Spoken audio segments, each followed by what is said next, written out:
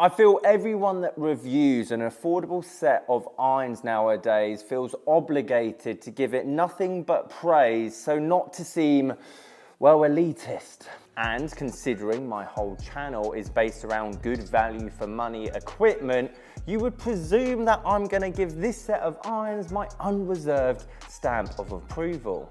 But the definition of good value is the amount of money spent versus the quality. However, putting the negatives to one side,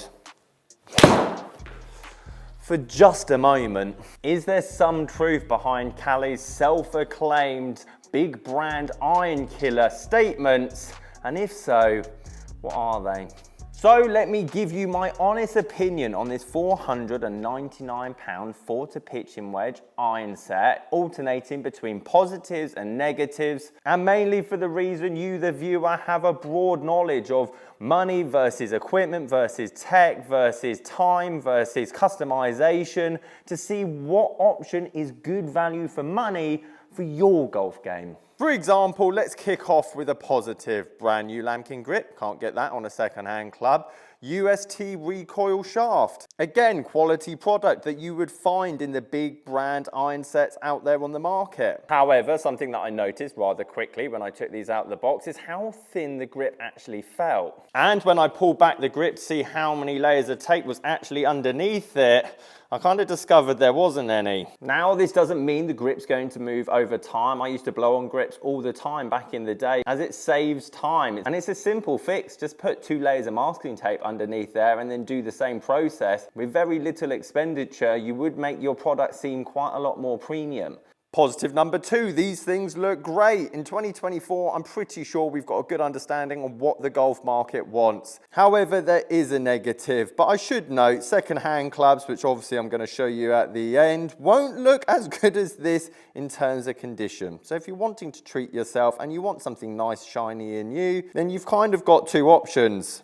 £1,200 set, or something like this. However, if I'm also talking about looks, I've got to talk about quality of control. Again, you can see the 7 iron, I brought it out in the light here, nick at the top there, and I can't work out if that's glue residue, but these came straight out the wrapper. And with the 9 here, you can see perfectly stamped, or maybe a tiny bit off center. But then compared to the 5, I mean, that's completely worn through. And I'll talk about how important that little port is later on in the video. But if you compare it to, let's say, the G410 or the P790, where either the quality control or materials being used are just a tiny bit better. But the bigger question is this just for pure aesthetics, or actually does it not make the slightest bit of difference, meaning that the P790 and the G410 are just there for show and gimmicks? Because as I was researching this set of irons, the reviews on them are overwhelmingly positive. That being said, with quite a bit of digging, I was able to find some unpopular reviews.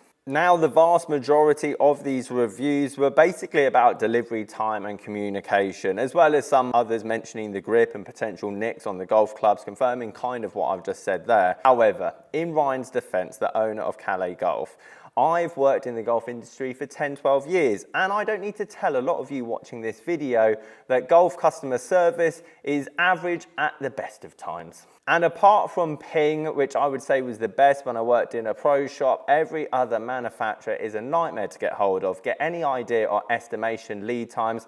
They don't call you when stuff's out of stock, and we're talking about multi-million-pound businesses. However, what seems like a negative is somewhat a positive, because if you've got over 8,000 reviews on your golf equipment from the general public, and the main issue is DPD or DHL not delivering your clubs on time or in the right place, well then I guess that's probably more of a positive. But how much weight do those reviews hold? Which is exactly what we're going to test now.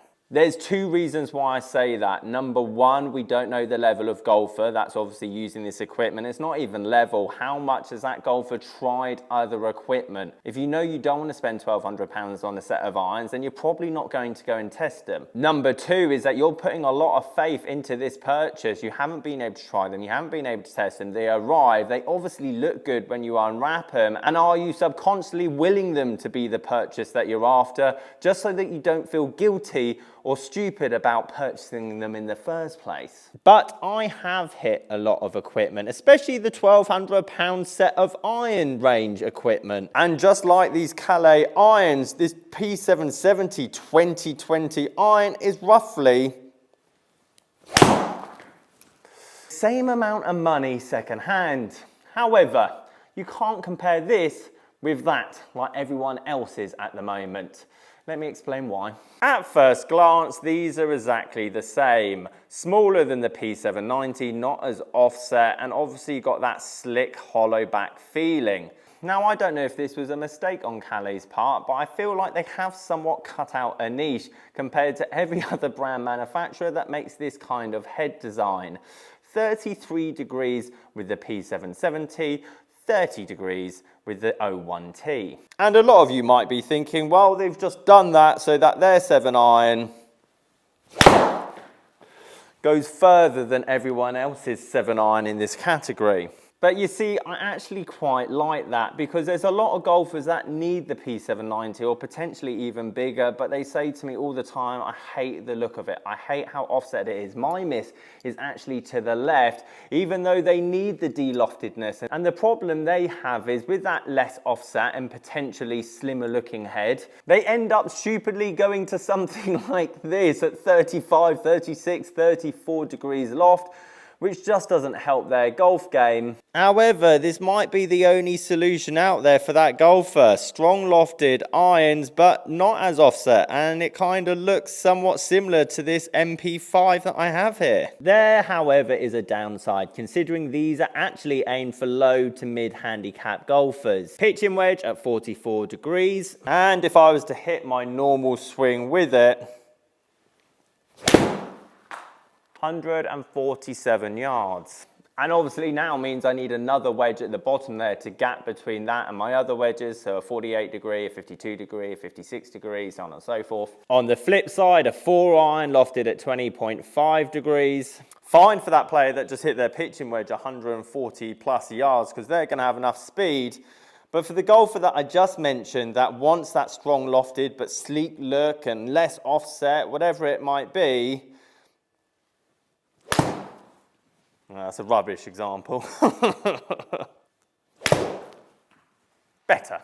At 80 miles an hour, potentially 85 miles an hour, you're just going to be struggling for carry distance. Hence why in the future, it'd be nice if you can customize this 5 to pitching wedge, or potentially for that faster player, 4 to gap wedge, so you have that yardage problem covered. Before we get into the tech that it's lacking and it doesn't have compared to a P770 with millions R&D, I probably should note, yes, I was able to hit that 4 iron over 240 plus yards with very good efficiency, launch, spin, etc. Going into the next positive and negative, if you watch my channel for a while, you know that I judge equipment on supply and demand. How many drivers are being listed? Who wants to buy them? If there's loads of supply, people are just getting rid of it, don't like it, putting it out the bag. If there's not that much demand, then people aren't hearing good things about it. They don't see their mates smoking it off the tee or using it around the green, therefore they don't buy it secondhand. And to be fair to Caley, there's none of these online. And if these were dog awful and those reviews potentially at the start were just people feeling guilty and they just wanted to say something nice about their £499 set of irons, I would like to think there's at least 10, 20, 30 in the UK of these Caley irons, and it doesn't seem like many people are getting rid of them. I guess this really isn't a negative, but if you were to get these customized, you can only get graphite customized, so it's £50, that's for the whole set, length, lie, grip, but graphite doesn't come standard, so it's £50 plus £50 more for the graphite option. So these aren't $499, these are $599. However, the reason I say it's not really a negative is that every manufacturer does that. Graphite costs more than steel, there's no question about it. But if you were to order them customized, you can't then return them. That's why I found it so important to see sold listings. So actually Simon was talking a load of rubbish, where it does seem like you should be able to get quite a lot of your money back. Now, obviously I can't compare these for distance, but let me show you what you're missing out on with this compared to this. Interestingly, these are both swing weighted to D2, even though the P790 feels heavier, the grip feels thicker. Don't get me wrong, this light feeling might suit someone. They might like the small grip. They might like how light it feels, especially if they miss it out to the right-hand side. My point is, as soon as I picked this up, I felt like it wasn't premium because the grip was too thin and this feels quite light. That's very easily fixed. Thicken the grip, some layers of tape, swing weight it so it actually feels a tiny bit heavier. Change it on your website. Not many people are going to know what D2 even is anyway. The other interesting point is a lot of you will gone for a brand new club fitting for a £1,200 set of irons, and how many of the club fitters actually ask what swing weight you prefer, giving you other options, try clubs with different swing weights. I can guarantee you it's not very many of you. Going back to this bad boy, a lot of people think tungsten weights, these toe weights, are for forgiveness, and they're not. They're 2 gram, 4 gram, 6 gram weights, which Ping put one up here and one down here, because even the best in the world that manufacture these iron heads come out different. They're 270 grams or 268 grams or 272 grams, meaning if you're trying to make a complete set swing weighted, you adjust the grams here and you adjust the grams here. That little hole is for the speed foam from TaylorMade, and this hasn't got speed foam in the face, meaning it does sound a bit louder. And that's why when I reviewed Tacoma irons, I compared them to the Ping i500. Ping don't put foam in their head, and when you have a hollow back with nothing in it, you're going to get something that sounds a bit more like versus. However, I would be lying if I was to say the P770 head in the 4-iron, which obviously I've tried before, wasn't any more forgiving than this out the toe. As you can see, quite low efficiency. Obviously, the tungsten weighting in the P790 in the toe to give it that forgiveness feel, or the P770 I should say as well, is one of the reasons why it's so popular. However, you hit this P770 out the toe, even at the 7-iron level. Maybe not that much out the toe. Or maybe that proves my point. Great R&D in manufacturing, rubbish efficiency, because guess what? I hit it out the toe and it's not a massive cavity back head. Is that every manufacturer wants to hide the forgiveness. Every golfer wants to play something like this or something like this, but we all need probably a bit more of forgiveness like this. And we can't defy the laws of physics. Bigger head, bigger MOI. Yes, this is better at giving you forgiveness, especially at that top end of the bag, than this. But as I've shown, hitting it out the toe or the heel is going to give you a bad shot anyway. Golf manufacturing has plateaued for a very long time, and there's a big give and take. You want forgiveness, you have to have a big head. If you want control, low launch, spin, you have to have a smaller head. If you want more forgiveness in a DTC iron, then go to the 01, not the 01T. But as I've just shown, not many golfers are going to be saving shots from toe strikes from 170 yards with a 4, 5 or 6 iron, no matter what club or how expensive or how much technology is actually in that head. Which begs the question, is Caley's self-acclaimed big brand iron killer eventually going to become true as long as manufacturers have this conforming golf list plateau that they can't go over? And well, evidently these direct-to-consumer iron brands and Caley are obviously catching up relatively quickly.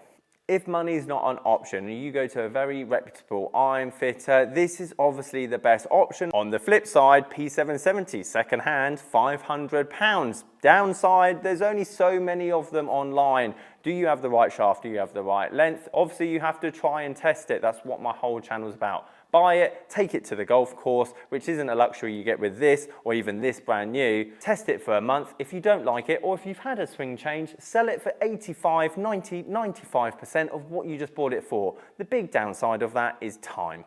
And then lastly, this. Arguably the quickest option out of all of them. And if you're happy with the negatives that I stated out in this video and realistically don't feel like they're going to matter to you all that much, well then £499 for a set of irons is quite good value.